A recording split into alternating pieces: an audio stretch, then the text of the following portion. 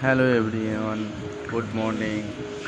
আজ আমরা চলে গিয়েছিলাম দীঘাতে, কারণ চন্দনেশ্বর মন্দির যাওয়ার ছিল। আর অত্যন্ত প্রচণ্ড ভিড় হয়েছে। ট্রেন থেকে নেমে দেখলাম প্রচুর ভিড়। এরপর আমরা একটা অটো রিজার্ভ করলাম। ওখানে অটোতে চার্জ দেওয়াই রয়েছে, 30 টাকা করে ওরা নেয়।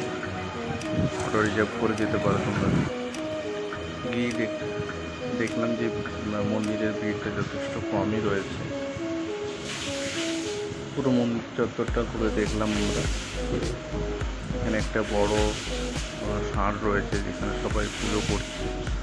তো একটা জিনিস আশ্চর্য হলাম, সবাই পাথরে ঘষা নন্দীকে সবাই অনেক কিছু বলছে। ষাঁড়টিতে ওদিকে কেউ দেখছেও না। এরপরে আমরা ওখানে গিয়ে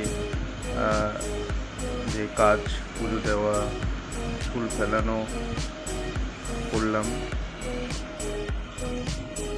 প্রচণ্ড রোদ ছিল, তাই ভিডিওটা বেশিক্ষণ করা যায়নি। আমি তাড়াতাড়ি রেখে দিচ্ছি। এখানে একটা জগন্নাথের মন্দির রয়েছে। এই ডান দিকে যেটা রয়েছে, এখান দিয়েই চুল ফেলানো হয়। বিভিন্ন যেটা বসে রয়েছে মন্দিরের মধ্যে ঢুকে আপনাদের কুপন কাটতে হবে। যেখানে বাইরে পুজো, ভেতরে পুজো দেওয়ার জন্য প্রাইস আমার কাছে 1150 টাকা নেওয়া হয়েছিল। আপনারা বাড়িতে গেলে অবশ্যই গামছা, হলুদ, মালা সেগুলো নিয়ে যাবেন।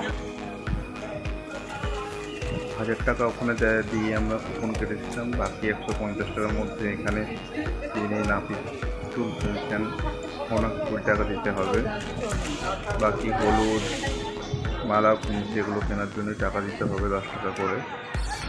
বাড়ি থেকে আপনারা নাপিতের জল নিয়ে যাবেন, তাহলে কি ওখানে আপনাকে টাকাটা দিতে হবে না।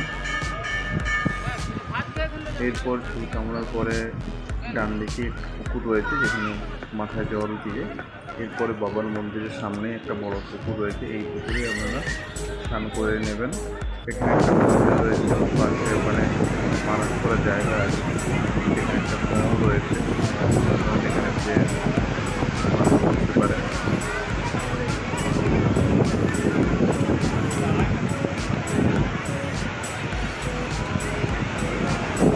এরপর আমরা ওখান থেকে বেরিয়ে একটু দীঘা চলে গিয়েছিলাম।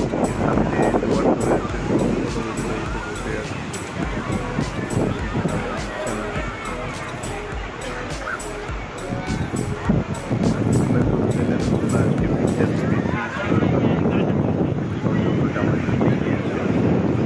মানুষ উইকেন্ড কাটাতে এসেছে।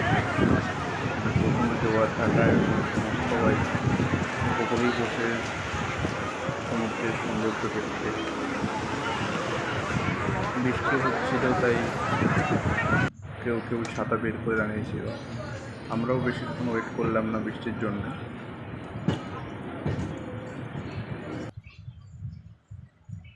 এখানে পুলিশের